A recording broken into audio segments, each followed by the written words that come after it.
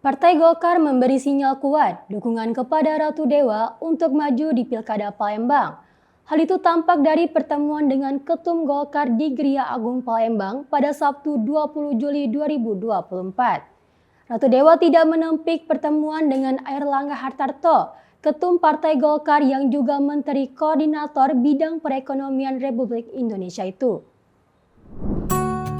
Sebelumnya Ratu Dewa juga sudah menyatakan kesiapan menyongsong pilkada serentak dan juga sudah mengurus proses pensiun dini ASN sebagai syarat maju menjadi bakal calon wali kota Palembang.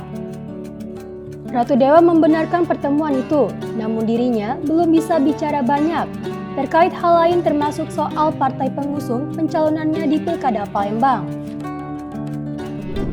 Sekda Palembang Ratu Dewa sebelumnya sudah mengajukan pensiun dari ASN sejak 2 Juli 2024 dan kini sudah disetujui PJ Wali Kota untuk prosesnya diteruskan ke BKN.